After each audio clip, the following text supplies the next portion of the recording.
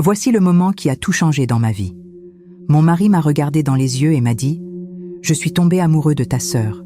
Elle est bien meilleure que toi en tout. » Il a sorti 5 € de son portefeuille et les a jetés sur la table. « Pour recommencer ta vie loin de moi. » Et 48 heures plus tard, ma sœur m'appelait, désespérée. Parce que moi, bienvenue. Je m'appelle Véronique.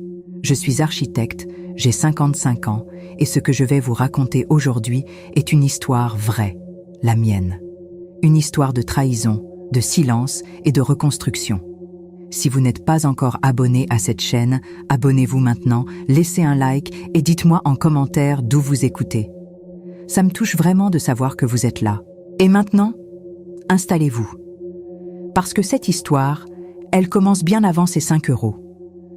J'ai passé ma vie entière à construire.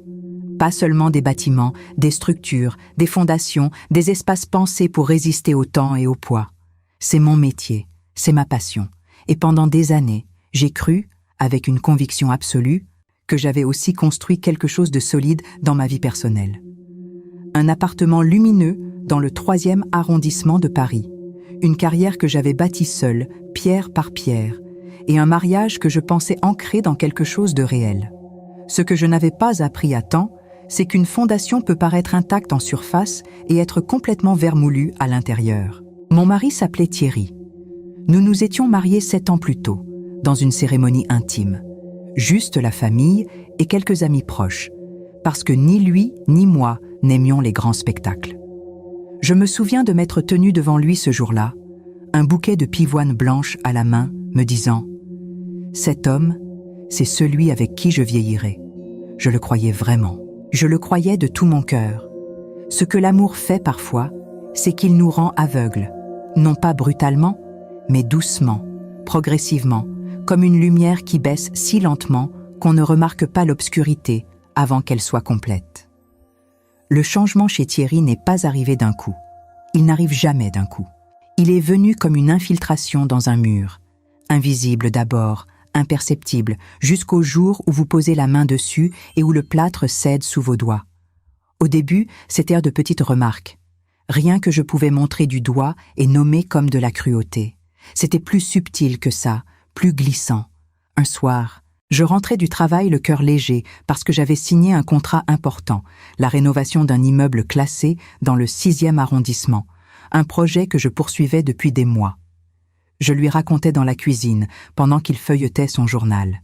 Il leva les yeux, esquissa un demi-sourire et dit « Bien, au moins dans quelque chose tu t'en sors. » Puis il retourna à son journal.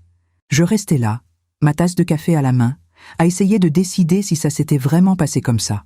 Je décidais que non, qu'il était fatigué, que c'était une mauvaise journée, que j'avais mal interprété le ton. Je passais des mois à prendre cette décision. Avec le temps, les remarques devinrent plus lourdes, plus fréquentes, mieux ajustées, comme si quelqu'un les calibrait pour trouver exactement l'endroit qui ferait le plus mal. Il critiquait mes vêtements. Pour une femme de ton âge, tu devrais faire plus attention à ta tenue. Il critiquait ma voix. Tu parles trop fort, Véronique. C'est embarrassant. Il critiquait ma mémoire, mon organisation, ma façon de recevoir des invités à la maison, ma façon de me comporter en public, ma façon de rire, ma façon de me taire. Mais le pire, ce que je porte encore avec un poids différent des autres, c'était les dîners de famille. La famille de Thierry se réunissait chaque mois chez sa mère, à Vincennes. Une maison pleine de lumière et de lavande que j'avais adorée dès la première fois que j'y étais entrée. Mais avec le temps, cette maison était devenue une scène. Et moi, j'étais devenu le personnage dont on se moque. Lors d'une de ces soirées, il faisait froid, l'humidité de Paris s'infiltrait sous les manteaux, ce genre de soirée où l'on est content d'être à l'intérieur. La conversation à table porta sur mon travail. Quelqu'un me posa une question sur un projet en cours. Avant que j'aie pu ouvrir la bouche, Thierry répondit à ma place. « Ah, le projet de Véronique. Ça a bien failli virer au désastre, pas vrai, chérie ? Si je n'étais pas intervenu par téléphone au bon moment, tu aurais perdu le client. » Il dit ça en souriant, avec ce ton léger de quelqu'un qui se croit simplement honnête. Tout le monde me regarda. Je souris. Je bus une gorgée de vin. Ce projet avait été mené de bout en bout par moi seul. Il n'avait passé aucun coup de téléphone, pas un seul. Mais je ne dis rien, parce qu'à ce moment-là, comme à tant d'autres moments, je me disais encore que c'était une phase, qu'il traversait quelque chose, que l'homme que j'avais aimé était toujours là quelque part, qu'il avait juste besoin de temps pour revenir. Alors je restais à cette table, entourée de sa famille, à sourire à un homme qui me démontait pièce par pièce, et je le laissais faire. Il disait que je dépendais de lui pour tout, que sans lui, je serais perdu. Que si ce n'était pas pour lui, je vivrais probablement dans un petit studio miteux près de la gare du Nord. Les gens autour de la table riaient, mal à l'aise parfois, mais ils riaient. Sa mère détournait les yeux et resservait du vin à tout le monde. Et moi, je continuais à sourire parce que je ne savais plus quoi faire d'autre. Mais il y avait quelque chose que j'avais commencé à remarquer, quelque chose que j'essayais d'ignorer, mais qui revenait sans cesse, comme une note dissonante dans une pièce qu'on croyait connaître par cœur. Quand ma sœur Lucie arrivait à ses dîners, Thierry se transformait. Lucie a 34 ans.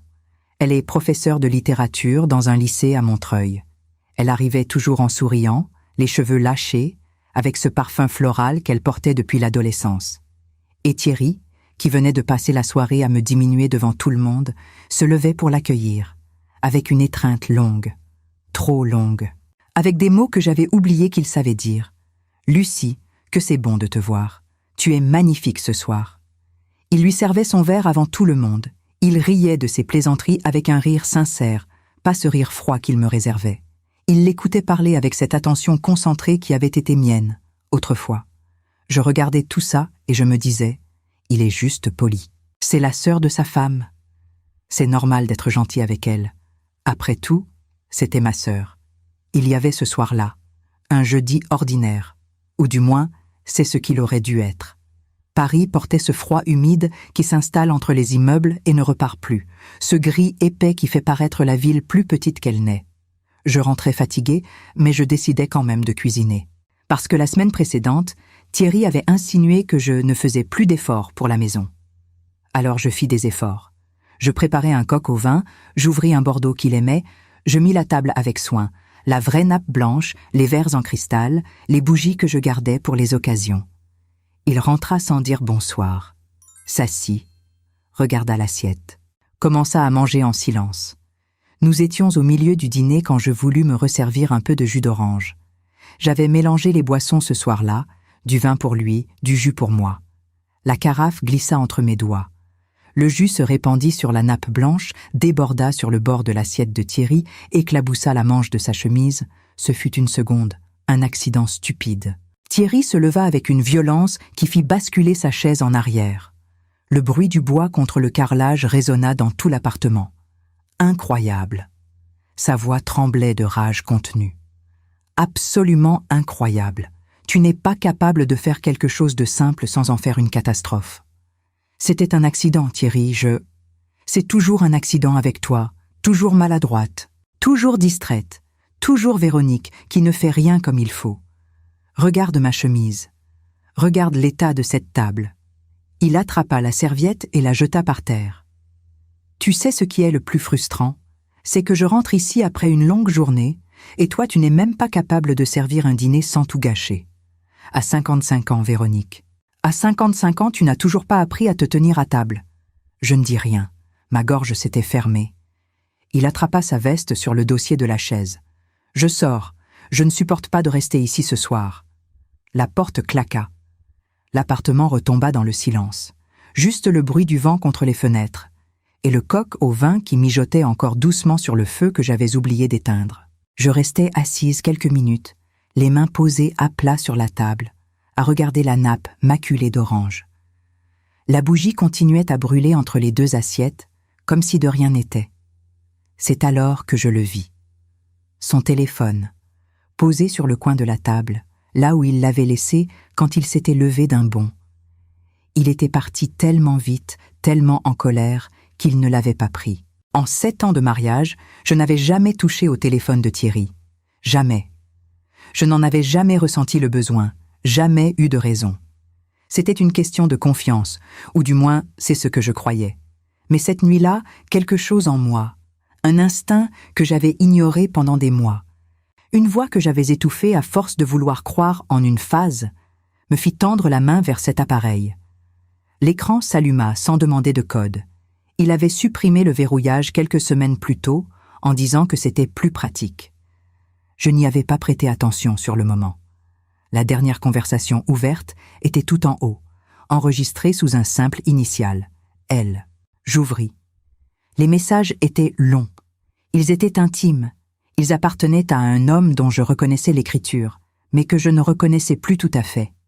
Tu me manques tellement. Je n'arrête pas de penser à nous. Et la réponse, avec cette façon d'écrire que je connaissais depuis l'enfance, cette façon d'allonger les mots, de mettre des points de suspension partout. De cette fille que j'avais appris à faire du vélo dans le jardin de notre mère à Lyon. Moi aussi. C'est quand que tu vas enfin te débarrasser de la chieuse de ma sœur pour être avec moi pour de vrai? J'en peux plus d'attendre. On mérite d'être heureux ensemble, non? La chieuse de ma sœur. Je lus 3 fois, 4 fois, 5 fois. Lucie, ma sœur Lucie. Je posais le téléphone sur la table, me levais lentement, allais jusqu'à la fenêtre, regardais la rue en bas. Une femme promenait un petit chien sous la pluie fine, sans se presser, sans savoir qu'à 4 étages au-dessus d'elle, quelque chose venait de se briser définitivement. Je ne pleurais pas tout de suite. Le cerveau a ce mécanisme de protection. Quand la douleur est trop grande, il prend quelques secondes avant de la laisser entrer vraiment. Comme quand on se cogne fort et que la brûlure ne vient qu'après. Je restais à la fenêtre, les bras croisés sur la poitrine, à regarder la pluie tomber sur les toits de Paris. Je pensais à toutes ces soirées en famille où je l'avais regardé lui sourire, à tous ces dîners où il m'avait humilié devant tout le monde pendant qu'il la regardait avec des yeux doux, à tous ces matins où je m'étais dit que c'était une phase, que ça allait passer, que l'homme que j'aimais allait revenir. Il n'était jamais parti nulle part. Il était juste là, en train de construire quelque chose avec ma propre sœur, pendant que je souriais bêtement à table. 15 minutes plus tard, j'entendis la clé dans la serrure. Thierry entra sans me regarder, alla droit vers la table pour reprendre son téléphone. Quand il le saisit, il leva les yeux et vit que j'étais debout au milieu du salon, immobile, qui le regardait. Quelque chose dans mon visage le fit s'arrêter. « Qu'est-ce qu'il y a ?» Ma voix sortit plus calme que je ne l'aurais cru possible. Posée. Presque froide. J'ai vu les messages, les tiens et les siens. Le silence dura peut-être 3 secondes, mais il me parut beaucoup plus long que ça. Thierry ne blêmit pas, ne demanda pas pardon, n'essaya pas de nier. Il expira lentement par les lèvres, comme quelqu'un qui peut enfin poser un poids qu'il portait depuis trop longtemps. Et dans ce souffle, je compris quelque chose que je n'avais pas voulu voir. Il était soulagé. Il était soulagé que je sache. Alors, tu sais, ce ne fut pas une question. Comment tu as pu, dis-je, ma propre sœur, Thierry. Il croisa les bras, me regarda avec une expression que je ne lui connaissais pas. Pas de la culpabilité, pas de la honte, quelque chose qui ressemblait presque à du détachement, comme si cette conversation était une formalité dont il souhaitait se débarrasser le plus vite possible. « Véronique, je suis tombé amoureux de Lucie, ce n'était pas prévu, mais c'est réel. » J'ouvris la bouche, la refermai. « Elle est bien meilleure que toi en tout. » Il continua, et chaque mot sortait avec une précision clinique, comme s'il avait répété ça en silence depuis longtemps. « Elle est légère, joyeuse, facile à vivre. Avec toi, c'est toujours lourd, toujours compliqué, toujours quelque chose qui ne va pas. Je ne dis rien. Elle va venir vivre ici, et toi, tu as 2 jours pour partir. » Il alla jusqu'à son portefeuille, en sortit un billet plié, le jeta sur la table, sur la nappe encore tachée de jus d'orange. 5 €, pour recommencer ta vie loin de moi. Je regardais ce billet de 5 € un long moment. Il était posé là, sur la nappe tachée, entre les 2 assiettes du dîner que j'avais préparé avec soin, à côté des bougies qui brûlaient encore. 5 €, 7 ans de mariage, 7 ans d'amour silencieux, de loyauté absolue, d'humiliation avalée sourire aux lèvres lors de dîners en famille. 7 ans à croire en une phase qui n'en était pas une, Et au bout de tout ça, 5 € jetés sur une nappe tachée de jus d'orange, comme on jette une pièce à quelqu'un qu'on croise dans le métro. Je ne dis pas un mot. Je me levai, allai jusqu'à la chambre, ouvris l'armoire, cette grande armoire en chêne clair que nous avions choisie ensemble dans une boutique d'antiquités du Marais, un samedi après-midi de notre première année de mariage, quand il me prenait encore la main dans la rue. Je sortis la grande valise, celle en cuir marron que nous avions achetée ensemble à Florence lors de notre 2e anniversaire, dans cette petite boutique près du Ponte Vecchio où le vendeur nous avait offert un verre de Chianti. Je commençai à plier mes vêtements avec soin, lentement, non méthodiquement, comme je le fais toujours avant un long voyage. Pas par habitude, par besoin de contrôle. Parce que quand tout s'effondre autour de vous, plier un chemisier correctement est une façon de se rappeler qu'on est encore debout. Thierry restait dans le salon. Je l'entendais marcher, ouvrir le réfrigérateur, faire couler de l'eau. Il n'entra pas dans la chambre. Il ne dit plus rien. 20 minutes plus tard, je sortis avec ma valise. Je passai devant lui sans le regarder. Pris mon manteau sur le porte-manteau près de la porte. Pris mon sac. Mes clés à moi, au nom desquelles était enregistré ce bien que nous appelions notre appartement. Je fermai la porte derrière moi avec une douceur absolue. Pas de cris, pas de larmes, pas un seul mot de plus. Abonnez-vous à la chaîne si ce n'est pas encore fait et laissez un like. Ça m'aide vraiment à continuer ce travail. Merci. Dans l'escalier, je m'arrêtai un instant au palier du 2e étage. J'appuyais mon front contre le mur frais. Fermais les yeux. Respirais. 1 fois, 2 fois, 3 fois. Pas pour pleurer, pour me recentrer. Parce que ce que Thierry ne savait pas, ce que Lucie ne savait pas, c'est que pendant que je pliais mes vêtements dans cette chambre, pendant que je fermais cette porte avec douceur, mon cerveau n'était pas en train de s'effondrer. Il était en train de travailler. Je suis architecte. Je passe ma vie à concevoir des structures qui paraissent simples en surface et qui, à l'intérieur, reposent sur une ingénierie que peu de gens savent lire. J'avais passé 7 ans à construire quelque chose que ni Thierry ni Lucie n'avaient remarqué. Quelque chose de solide, quelque chose de réel. Et il était temps de le révéler. Non pas avec des cris, non pas avec une scène, mais avec la précision froide et méthodique d'une professionnelle qui sait exactement ce qu'elle fait. Je pris un taxi jusqu'à l'hôtel du Petit Moulin, dans le Marais. Un hôtel petit, discret, à 12 minutes à pied de l'appartement. Je connaissais l'endroit depuis des années. J'avais parfois emmené des clients y déjeuner. Je payais avec ma carte, la mienne, celle qui n'avait rien à voir avec nos comptes communs. Je montai dans la chambre, posai la valise au pied du lit sans l'ouvrir, m'assis sur le bord du matelas et ouvris mon ordinateur. Pas pour pleurer, pour commencer. La première chose que j'allais faire, c'était d'appeler maître Sophie Renard dès le lendemain matin. Sophie était avocate spécialisée en droit de la famille et en droit immobilier. Nous nous connaissions depuis des années. J'avais travaillé avec elle sur plusieurs projets corporatifs. Je lui envoyai un message cette nuit-là même. « Sophie, j'ai besoin de te parler demain matin. C'est urgent et c'est personnel. » Sa réponse arriva en moins de 2 minutes. « Compte sur moi, 8h30, au cabinet. » Mais avant de fermer l'ordinateur, je fis une autre chose.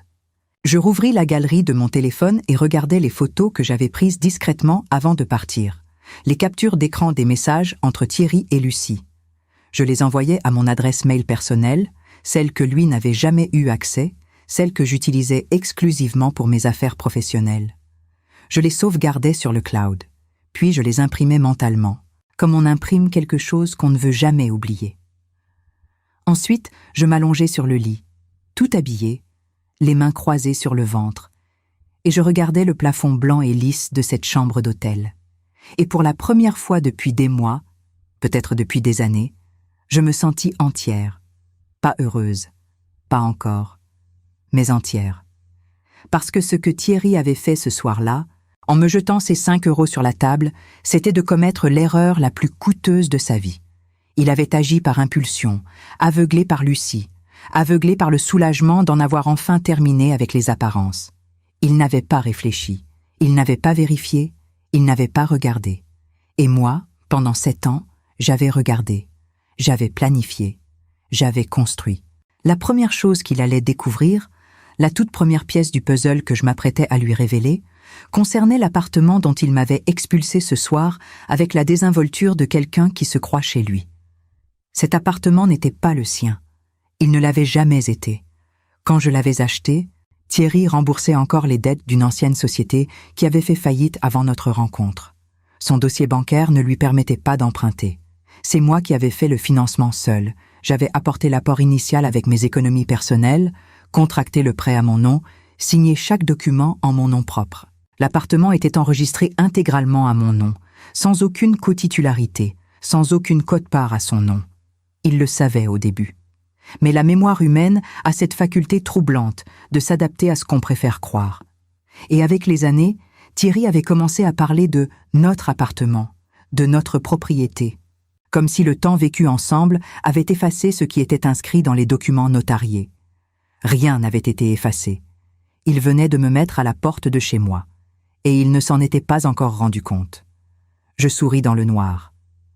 Pas un sourire de vengeance. Un sourire de quelqu'un qui vient de poser la première pièce d'un édifice soigneusement pensé, et qui sait exactement combien de pièces il reste à poser.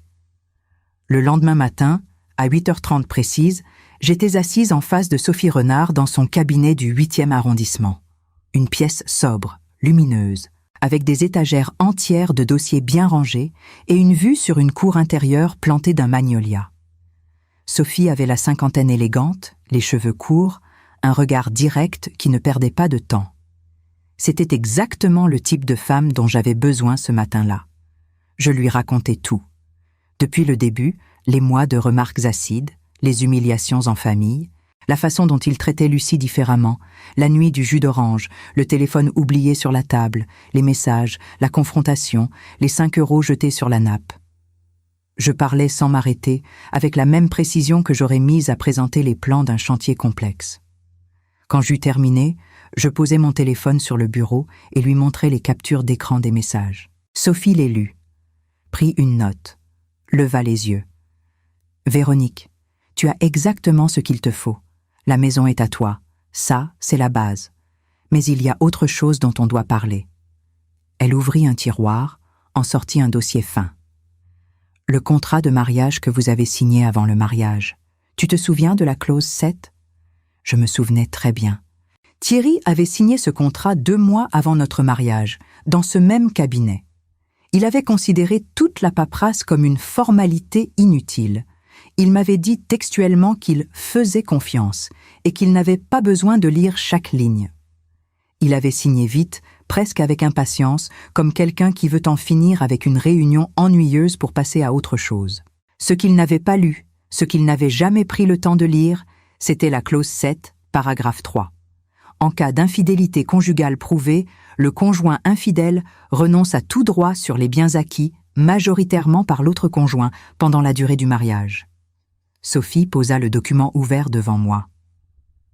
Avec les messages que tu m'as montrés, et en ajoutant au dossier les témoignages que tu pourrais recueillir sur son comportement public des derniers mois, on peut construire un cas solide. L'infidélité est prouvable. La clause est valide. Et la maison, intégralement à ton nom, achetée avec tes fonds propres, avant toute période d'acquisition commune, ne fait même pas débat. Elle se pencha légèrement en avant. Est-ce que tu veux aller vite ou est-ce que tu veux aller bien ? Je n'eus pas besoin de réfléchir. Je veux aller bien. De retour à l'hôtel, en fin de matinée, je commandai un café et rouvris mon ordinateur. Il y avait une 2e pièce à poser, et celle-là concernait l'argent. Thierry et moi avions un compte joint au Crédit Agricole, ouvert au début de notre mariage pour les dépenses communes, loyer des charges, voyages, restaurants, courses. Thierry utilisait ce compte avec une liberté totale, sans jamais vraiment regarder les relevés. Il tapait son code de carte avec la désinvolture de quelqu'un qui ne doute pas que le puits soit toujours plein. Ce qu'il ne savait pas, ce qu'il n'avait jamais cherché à savoir, c'est que lors de l'ouverture de ce compte, j'avais négocié personnellement avec le directeur d'agence une condition contractuelle spécifique. Toute opération dépassant un certain plafond nécessitait une double autorisation, dont la mienne en tant que titulaire principal. C'était une précaution que j'avais prise à l'époque sans raison particulière. Par habitude professionnelle, peut-être, Parce que dans mon métier, on apprend très tôt que les structures solides ont toujours des verrous. Ce matin-là, j'appelais le directeur de l'agence. Il me connaissait par mon prénom. J'étais cliente depuis plus de 20 ans. En moins d'une heure, les plafonds des cartes rattachées au compte commun furent ajustés. Légalement. Dans le strict respect du contrat bancaire que j'avais signé des années auparavant. Thierry se réveillerait le lendemain avec une carte qui fonctionnait encore, mais dont les limites ne lui permettraient pas de maintenir une seule semaine du train de vie qu'il croyait être le sien. Mais ce n'était pas encore la pièce la plus lourde. La pièce la plus lourde, je l'avais gardée pour le moment exact où il en aurait le plus besoin, c'est-à-dire le moment où il comprendrait enfin dans quelle situation il s'était mis. Il y avait quelques années, sans rien dire à Thierry, j'avais ouvert un compte d'investissement séparé, à mon nom exclusivement, rattaché à mon identifiant fiscal individuel. Chaque mois, je virais une somme calculée avec soin, assez discrète pour ne pas attirer l'attention sur les relevés communs, assez régulière pour produire des intérêts composés sur la durée. Fonds en euros sécurisés. Quelques ETF européens soigneusement sélectionnés. Des obligations d'État françaises. Une discipline silencieuse, méthodique, invisible. Thierry pensait que j'étais une architecte d'un cabinet de taille moyenne. Il ne m'avait jamais demandé combien je gagnais vraiment. Il ne m'avait jamais demandé ce que je faisais de mes revenus. Il ne m'avait jamais posé la bonne question. Le solde de ce compte, ce matin-là, 5 300 000 €. Ce n'était ni un héritage, ni de la chance. C'était le résultat de décennies de travail, de grands projets signés en silence, de primes réinvesties, de choix financiers faits avec la même rigueur que je mettais dans mes plans d'architecte. Thierry avait célébré avec moi certains de ces contrats sans jamais vraiment demander ce qu'ils rapportaient, parce qu'il supposait, parce qu'il préférait supposer. Ce soir-là, dans ma chambre d'hôtel, j'écrivis une lettre à la main, du papier crème, un stylo noir, la même combinaison que j'utilisais pour les cartes d'anniversaire. Thierry, tu m'as jeté 5 € pour que je recommence ma vie. Alors, laisse-moi te parler de la vie que nous avions. Je décrivais avec une précision froide et sans colère l'appartement entièrement à mon nom, le contrat qu'il avait signé sans lire, les détails du compte commun et ses verrous contractuels, et enfin, la dernière ligne, celle que je savais qu'il lirait 3 fois, 4 fois, incrédule, le compte d'investissement et son solde actuel. À la fin de la lettre, je glissai le billet de 5 € qu'il avait jeté sur la table. « Garde-le, tu en auras plus besoin que moi. » Je pliai la lettre, la mis dans une enveloppe, écrivis l'adresse de mon propre appartement où il se trouvait encore, probablement déjà en train d'imaginer une nouvelle vie avec Lucie, sans se douter de ce qui l'attendait. Je laissai l'enveloppe à la réception pour envoi le lendemain matin. Puis je commandai un autre café, ouvris mes dossiers professionnels et travaillai jusqu'à minuit, parce que la vie continuait, parce que mes clients n'avaient pas à payer pour ma douleur, et parce que travailler était, ce soir-là, comme tant d'autres soirs, la meilleure façon que je connaissais de rester debout. Le 3e jour, je me réveillai tôt. Paris était couverte. Ce ciel bas et blanc du début de l'hiver qui s'installe sur les toits comme une couverture tirée trop serrée. Je restai quelques minutes allongée à regarder la fenêtre sans l'ouvrir, à écouter le bruit de la rue en bas, les livraisons du matin, un klaxon lointain, le moteur d'un bus qui démarrait. La ville continuait. Elle continuait toujours. Je me levai, pris une douche longue, me préparai avec soin, pas pour quelqu'un, juste pour moi. Parce que prendre soin de soi quand tout s'effondre est un acte de résistance que j'avais mis trop longtemps à comprendre. Il y avait quelque chose que je devais faire ce matin-là. Quelque chose qui était, en même temps, la chose la plus difficile de tout ce que j'avais entrepris depuis 2 jours, et la plus nécessaire. Je devais me séparer de ma sœur, pas avec une dispute, pas avec une scène, pas avec le genre d'explosion qu'elle attendait peut-être de moi, parce que Lucie me connaissait, et elle savait que je pouvais être directe, que j'avais du caractère, que je ne laissais rien passer sans le nommer. Elle s'attendait probablement à un coup de téléphone violent, à des messages enflammés, à une confrontation publique lors d'un prochain dîner de famille. Elle ne s'attendait pas à une boîte. Je sortis de l'hôtel et marchai jusqu'à une papeterie que je connaissais depuis des années, rue des Archives, une de ces petites boutiques qui sentent le papier et la cire, avec des boîtes cadeaux empilées près de la vitrine et des carnets alignés par couleur. J'y achetais mes agendas depuis longtemps. La propriétaire me reconnut et me sourit. Je lui rendis son sourire. Je choisis une boîte en bois clair, avec un couvercle qui coulissait doucement. Je demandai du papier de soie blanc pour la garnir. Je payai et sortis.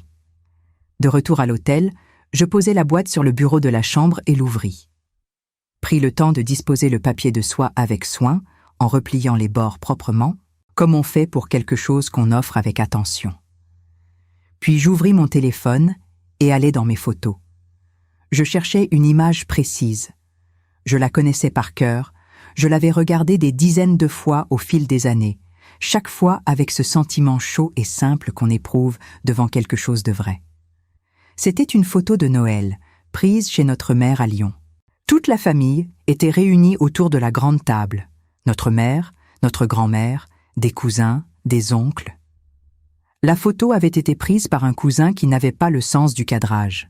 Elle était légèrement de travers, tout le monde était un peu flou sur les bords. Mais au centre de l'image, Lucie et moi étions l'une contre l'autre, un bras autour des épaules de l'autre, en train de rire. Un rire vrai. Un de ces rires qu'on ne contrôle pas, qui sortent du ventre et qui plissent les yeux. Je ne me souvenais même plus de ce qui nous avait fait rire ce soir-là. Mais je me souvenais de ce que j'avais ressenti en regardant cette photo les premières fois. De la gratitude. D'avoir une sœur. D'avoir quelqu'un qui me connaissait depuis toujours, qui avait grandi dans la même maison que moi, qui partageait les mêmes souvenirs d'enfance, les mêmes Noëls, les mêmes étés à Lyon. Je fis imprimer la photo à la boutique photo du coin, format 15x20, papier mat. Je la plaçai au fond de la boîte, sur le papier de soie blanc. Puis je pris une carte simple, blanche, sans motif, et j'écrivis à la main, avec le même stylo noir que j'avais utilisé pour la lettre à Thierry. Lucie, j'aurais imaginé ça de n'importe qui, pas de toi, prends soin de toi. 2 phrases, pas une de plus. Je fermai la boîte, la ficellai avec un ruban blanc, l'adressai à l'appartement de Lucie à Montreuil. Mais il y avait quelque chose que Lucie allait découvrir dans les jours suivants, sans que j'aie besoin de lui expliquer quoi que ce soit. Une réalité qui se manifesterait d'elle-même, silencieusement, avec la logique implacable des choses qu'on finit toujours par trouver quand on cherche pourquoi l'argent ne rentre plus. Depuis 5 ans, je l'aidais financièrement, discrètement, sans en faire un service qu'il aurait fallu rembourser ou un sacrifice qu'il aurait fallu reconnaître. Parce qu'elle était ma sœur, parce qu'elle avait traversé une période difficile après une rupture compliquée qui l'avait laissée avec des dettes et sans filet, et parce que je pouvais le faire. Je payais la moitié de son loyer dans cet appartement de Montreuil qu'elle louait seule depuis sa séparation. Je réglais la mensualité de sa formation de master en didactique qu'elle avait commencé l'année précédente et qu'elle n'aurait pas pu financer seule avec son salaire de professeur. Et il y avait un virement automatique mensuel, 300 €, que j'avais configuré en silence il y a des années, et que Lucie avait simplement intégré à son budget comme si ça avait toujours existé, comme si c'était une évidence, comme si l'argent arrivait naturellement. Ce matin-là, avant d'envoyer la boîte, j'appelais ma banque. Je résiliais les 3 virements, silencieusement, sans prévenir Lucie, sans lui envoyer un message d'explication, parce que je n'avais rien à expliquer, parce que j'avais le droit de décider de ce que je faisais de mon argent, et parce que l'absence parlerait d'elle-même, avec une clarté que les mots n'auraient pas pu égaler. Dans les jours qui suivraient, Lucie recevrait la boîte, ouvrirait le couvercle, verrait la photo, lirait les 2 phrases sur la carte, et quelques jours plus tard, elle chercherait pourquoi son loyer n'avait pas été réglé, pourquoi la mensualité de sa formation n'était pas passée, pourquoi les 300 € mensuels n'étaient plus là. Elle comprendrait. Ce soir-là, en rentrant à l'hôtel, je reçus un message de Sophie. La procédure est lancée. J'ai également quelque chose à te dire sur Thierry que tu ne sais peut-être pas encore, mais on en parle demain. Repose-toi ce soir. Je posais le téléphone, commandais une soupe et du pain au room service, mangeais lentement, assise au bureau, en regardant les lumières de Paris par la fenêtre. Il y avait une 4e pièce que Thierry allait découvrir très bientôt, pas par moi, mais par lui-même, en essayant de maintenir avec Lucie le même niveau de vie qu'il avait cru être le nôtre.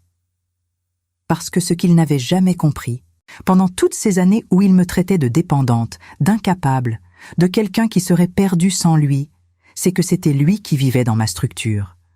Mes revenus qui financèrent les voyages, mon épargne qui absorbait les dépenses imprévues, ma planification financière silencieuse qui permettait à ce train de vie de tenir. Sans moi, ce train de vie n'existait plus. Il allait le découvrir tout seul. Et ça, c'était bien mieux que si je le lui avais dit. Le 4e jour, Sophie m'appela en début de matinée. Sa voix avait ce ton précis et direct que j'aimais chez elle. Pas de détour inutile, pas de ménagement excessif. Elle me disait les choses comme elles étaient, et c'était exactement ce dont j'avais besoin. « Véronique, j'ai reçu des informations complémentaires sur la situation financière de Thierry. Je pense que tu dois savoir. » Elle marqua une courte pause. Il a essayé d'utiliser la carte commune hier soir. Il a voulu réserver un restaurant, un endroit assez haut de gamme, rue du Faubourg Saint-Honoré. La transaction a été refusée au-delà du plafond. Il a ensuite essayé dans 2 autres établissements. Même résultat. Je ne dis rien. J'écoutais. Ce matin, il a appelé l'agence bancaire. On lui a expliqué que les conditions du compte n'avaient pas changé, que les plafonds étaient ceux prévus par le contrat initial. Il a demandé à parler au directeur. Le directeur lui a confirmé la même chose, poliment, sans entrer dans les détails. Sophie laissa passer un silence. Il a raccroché sans répondre. Je regardais par la fenêtre de ma chambre d'hôtel. Sur le toit de l'immeuble d'en face, un pigeon marchait en cercle lent, indifférent à tout. « Et la lettre ?» demandai-je. Elle a été distribuée ce matin, à 9h17, selon l'accusé de réception. Je remerciai Sophie.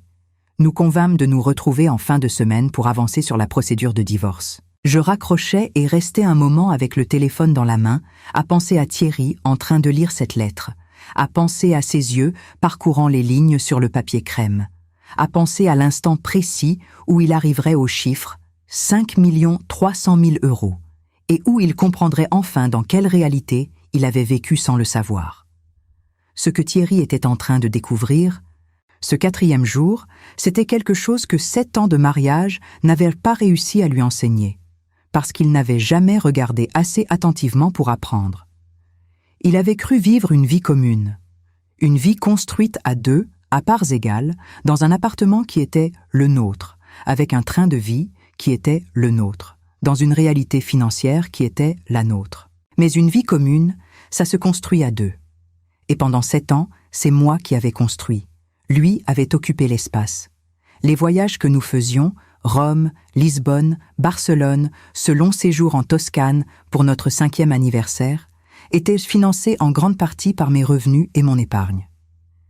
Thierry participait, bien sûr, avec son salaire de cadre commercial. Mais c'est ma planification silencieuse, mes virements réguliers vers un compte d'épargne voyage que j'alimentais seul, qui permettait à ces escapades d'exister sans jamais créer de tension budgétaire. Les dîners dans de bons restaurants, dont celui qu'il avait tenté de réserver rue du Faubourg Saint-Honoré, étaient souvent réglés avec la carte commune que je renflouais discrètement quand le solde baissait. Thierry voyait le solde remonter. Il ne demandait pas pourquoi.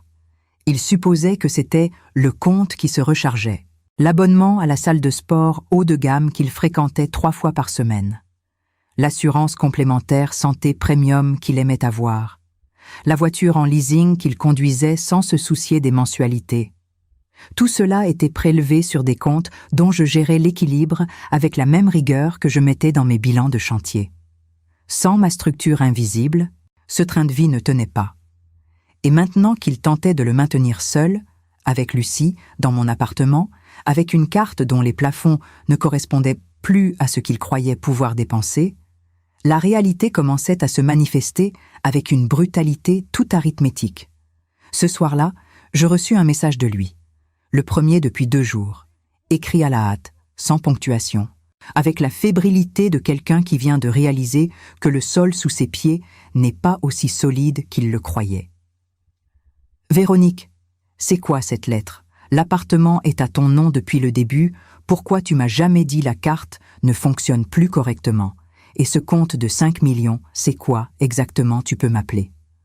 Je lus le message. 1 fois, 2 fois. Je ne répondis pas.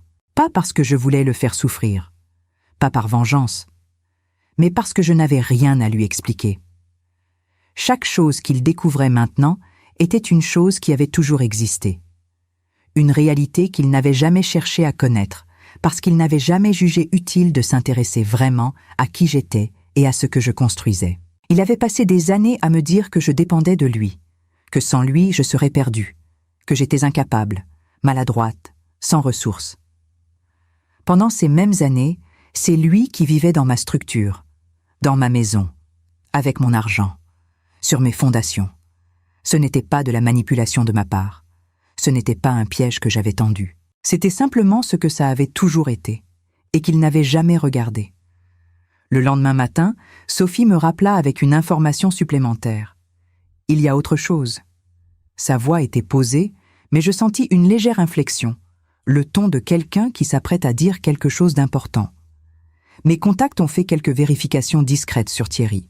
Il semblerait que sa situation professionnelle soit moins stable qu'il ne le laisse paraître. Son poste de directeur commercial, celui qu'il occupe depuis 3 ans, est menacé depuis plusieurs mois.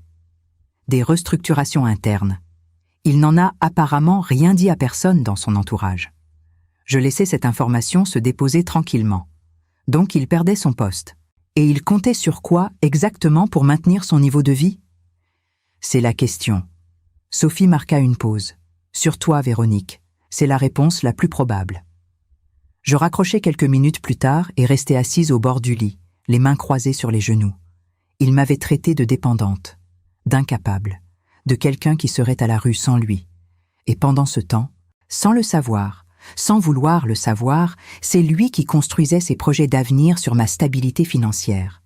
C'est lui qui avait besoin de moi comme d'un filet invisible, un filet qu'il n'avait jamais eu la curiosité ni la décence de regarder vraiment. La cruauté de ces mots, pendant toutes ces années, prenait maintenant une dimension différente. Elle ne venait pas de la force. Elle venait de la peur, de cet endroit fragile et mal éclairé en lui qui cherchait à me diminuer pour ne pas avoir à se regarder lui-même. Je me levai, allai jusqu'à la fenêtre. Paris était là, comme toujours, indifférente, magnifique, continue. Il restait encore 2 pièces à poser. Et la plus importante n'était pas encore arrivée. Le 5e jour, à l'heure où Paris commence à s'éclairer vraiment, cette lumière blanche et froide du matin d'hiver qui arrive par les fenêtres sans prévenir, mon téléphone sonna. Lucie. Je regardais l'écran pendant 2 sonneries complètes. Son prénom affiché sur fond noir. Ce prénom que j'avais prononcé des milliers de fois depuis l'enfance, en appelant dans le jardin de notre mère à Lyon, en chuchotant dans le noir lors de nuits où on n'arrivait pas à dormir, en riant à ces Noëls en famille dont j'avais gardé les photos. Ce même prénom qui, depuis 5 jours, avait pris dans ma bouche un goût que je ne reconnaissais pas. Je décrochai. La voix qui sortit de l'écouteur était méconnaissable, brisée, mouillée, celle de quelqu'un qui pleurait depuis assez longtemps pour que les larmes ne sortent plus vraiment, qui retient et qui lâche en même temps, qui cherche ses mots dans un brouillard. « Véronique, j'ai besoin de te parler. » J'attendis. Je ne dis rien pour l'aider. Je la laissai trouver ses mots toute seule. Il n'est pas ce que je croyais. Sa voix vacilla sur chaque syllabe. J'ai trouvé des messages dans son téléphone. Pour d'autres femmes, plusieurs. Et Véronique, il leur disait exactement les mêmes choses qu'à moi. Exactement. Les mêmes mots, les mêmes formules, la même façon de dire qu'elle était différente des autres, qu'elle était la seule qu'il avait vraiment envie de comprendre, qu'avec elle, tout était plus léger. Elle s'arrêta, reprit son souffle. Je n'ai jamais été spéciale pour lui. J'étais juste la suivante sur la liste. Le silence entre nous dura plusieurs secondes. Je l'entendis renifler doucement, reprendre son souffle avec cette façon qu'elle avait depuis toujours de tenter de se reprendre après avoir pleuré, en inspirant par le nez, lentement, comme si l'air pouvait remettre les choses en ordre. Et le loyer n'est pas passé ce mois-ci. J'ai appelé ma banque. Le virement a été annulé. La mensualité du master aussi. Et les 300 € mensuels, ils n'ont plus été virés. Elle marqua une pause difficile. C'est toi qui as annulé? Oui. Je dis simplement. Un silence. Long. Tu avais annulé avant que j'appelle? Oui. Elle mit quelques secondes à absorber ça. J'entendis sa respiration changer, plus courte, plus tendue, ce moment où on comprend quelque chose qu'on ne peut plus faire semblant de ne pas comprendre. Véronique, je suis désolée. Sa voix se brisa à nouveau sur ce mot. Je suis tellement désolée. Je n'ai pas d'excuses. Je sais que je n'en ai pas. Ce que j'ai fait n'a pas de nom acceptable. J'attendis encore. Je la laissai finir. Mais il faut que tu saches, il me traitait avec mépris depuis des semaines. Il avait commencé à me critiquer pour des choses insignifiantes. La façon dont je m'habillais, dont je parlais, dont je réagissais à des situations. Il me disait que j'étais trop sensible, trop naïve, que je ne comprenais pas les choses comme il fallait. Et quand je lui ai montré les messages que j'avais trouvés dans son téléphone, il n'a même pas nié. Il m'a regardé et m'a dit que j'avais mal interprété, que j'étais jalouse pour rien, que c'était mon problème. Sa voix se durcit légèrement, pas par colère contre moi, mais contre lui. C'était exactement ce qu'il te faisait à toi. J'ai compris ça en l'entendant parler. Et j'ai eu honte. Honte de ce que j'avais contribué à faire. Honte de ne pas avoir regardé de plus près ce qu'il était vraiment. Je pris une longue inspiration. Lucie. Je dis son prénom calmement, sans dureté ni douceur excessive. Ce qu'il t'a fait, c'est la même chose qu'il m'a faite. Ce n'était pas de l'amour, ni pour toi, ni pour moi. C'était un schéma, une façon d'être avec les gens qui se répètent parce qu'il n'en connaît pas d'autres. Tu n'étais pas différente à ses yeux. Tu étais simplement disponible, et moi, j'étais simplement là depuis assez longtemps pour être devenue un problème. Elle ne dit rien pendant un moment. Le problème n'a jamais été moi. Je continuais, et en disant ces mots à voix haute pour la première fois, quelque chose en moi se déposa. Quelque chose que je portais depuis des mois sans le nommer. Il n'a jamais été toi non plus, d'ailleurs. Le problème, c'est lui. C'est ce qu'il est. C'est ce qu'il répète avec toutes celles qui s'approchent assez près pour qu'il se sente autorisé à recommencer. Véronique, elle hésita. Est-ce que tu penses qu'un jour tu pourras... Non, je dis doucement, sans violence. Pas maintenant. Peut-être pas avant longtemps. Ce que tu as fait, ce que vous avez fait tous les deux, a brisé quelque chose que le temps seul ne recolle pas. Mais je ne veux pas te haïr, Lucie. Ce serait trop d'énergie dépensée pour quelqu'un qui mérite d'aller de l'avant. Elle pleura en silence pendant quelques secondes. Les virements resteront annulés. J'ajoutais, avec cette même douceur ferme. Tu es professeur, tu as un salaire, tu trouveras comment t'organiser. Nous avons toutes les deux à reconstruire quelque chose. Juste pas ensemble, pas maintenant. Je raccrochais avec soin. Posais le téléphone sur la table de nuit. Restais assise au bord du lit, les mains à plat sur les cuisses, à regarder la lumière bouger lentement sur le mur en face. Ce que cette conversation m'avait donné, ce que je n'avais pas prévu de recevoir, c'était une confirmation. Pas une consolation, pas une réconciliation, pas une explication qui changeait ce qui s'était passé, mais une confirmation. Le problème n'avait jamais été moi. Pendant des mois, Thierry m'avait dit que j'étais lourde, difficile, incapable, sans grâce, dépendante. Il l'avait dit devant sa famille. Il l'avait dit dans notre cuisine. Il l'avait dit lors de soirées où j'aurais dû être heureuse. Et une partie de moi, une partie petite mais tenace, comme une fissure dans une fondation qu'on fait semblant de ne pas voir, avait commencé à y croire. Mais Thierry disait les mêmes choses à d'autres femmes. Il avait commencé à les dire à Lucie. Il les dirait à la prochaine, et à celle d'après.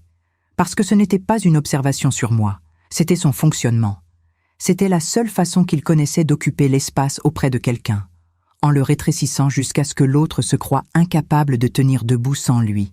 Je n'avais jamais été incapable. J'avais simplement cru quelqu'un qui avait intérêt à ce que je le croie. Ce soir-là, je commandai une bouteille de bon vin au room service. Un Bourgogne que j'aimais depuis longtemps, que j'avais rarement ouvert ces dernières années parce que Thierry préférait les Bordeaux et que j'avais pris l'habitude de m'adapter. Je le bus seul, au bureau, en travaillant sur les plans d'un nouveau projet qui venait d'arriver, une résidence privée en banlieue parisienne, avec un client qui me laissait une liberté totale sur les lignes et les matériaux.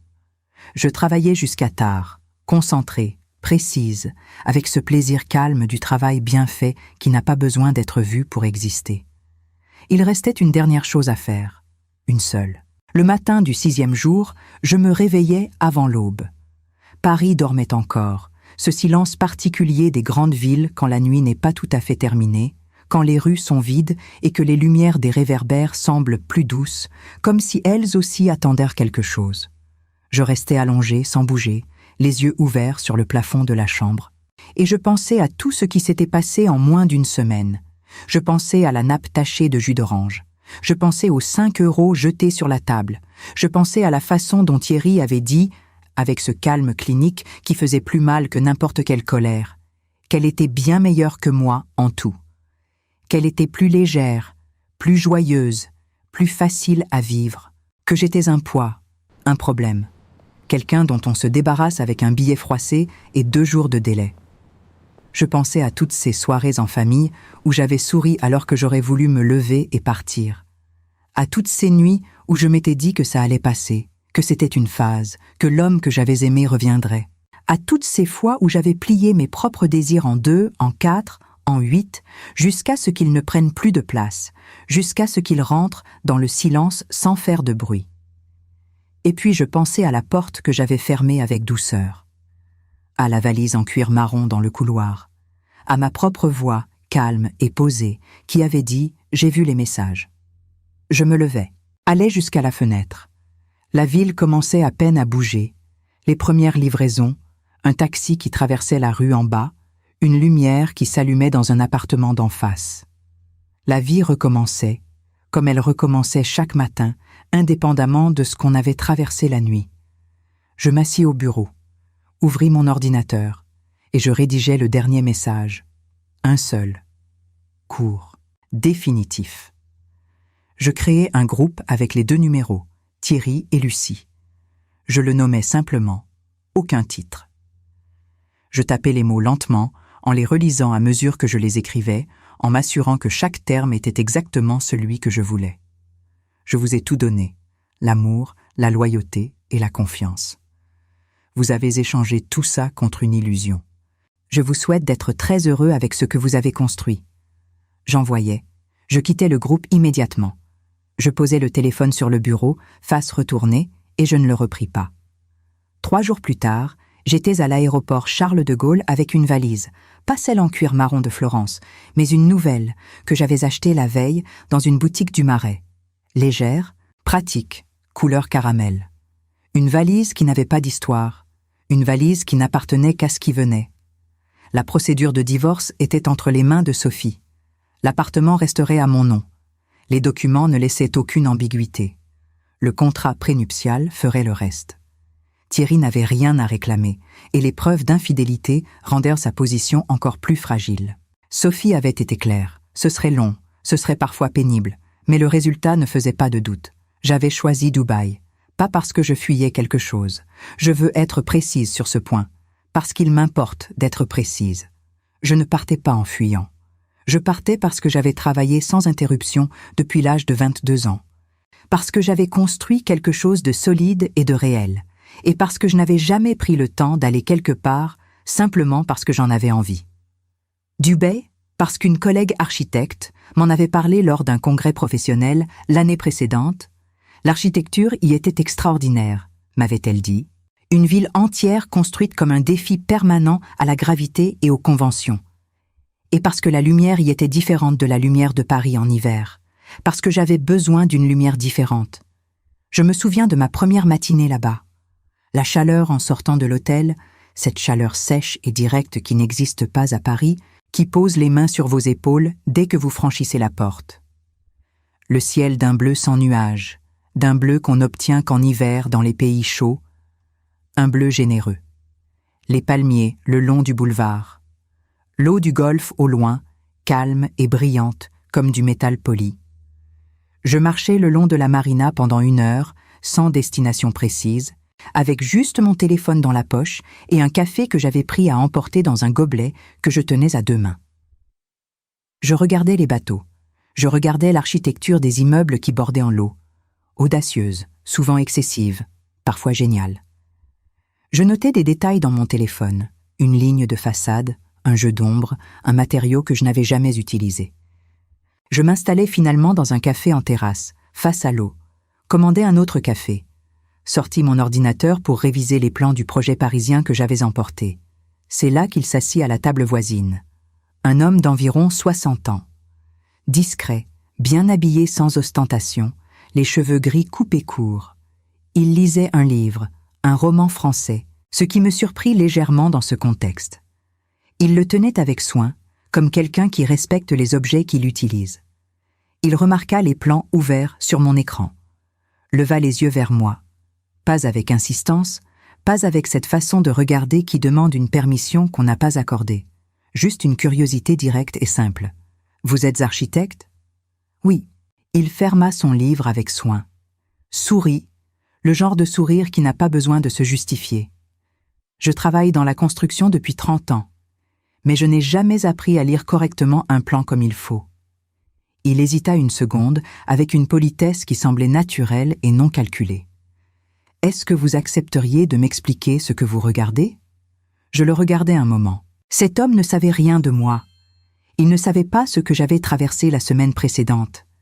Il ne savait pas que j'avais fermé une porte avec douceur et ouvert une valise neuve pour venir jusqu'ici. Il ne savait pas que pendant 7 ans, quelqu'un m'avait dit que j'étais un poids, et que ce quelqu'un vivait maintenant dans une réalité financière qu'il n'avait pas vue venir parce qu'il n'avait jamais regardé. Il ne savait rien de tout ça. Il voulait juste comprendre comment on lit un plan. « Oui », je dis, et je tournai l'ordinateur vers lui. Je ne sais pas ce que cet homme représentera dans ma vie. Je ne sais pas si cette conversation en terrasse face à l'eau deviendra autre chose qu'une belle matinée dans une ville lumineuse. La vie ne se raconte pas à l'avance. Je l'avais appris à mes dépens, et d'une façon que je n'aurais pas choisie. Mais je sais ce que je suis. Je suis une femme de 55 ans qui a construit seule, qui a aimé sincèrement, qui a gardé le silence quand elle aurait pu crier, et qui, quand le moment est devenu, a posé chaque pièce avec la précision de quelqu'un qui sait exactement ce qu'elle fait. Je suis une architecte. Je construis des structures pour résister au poids. Et 5 €, ces 5 € jetés sur une nappe tachée de jus d'orange par un homme qui n'avait jamais vraiment regardé ce qu'il avait, ne peuvent pas acheter ce que j'ai bâti. Ils ne pouvaient pas l'acheter. Ils ne le pourront jamais.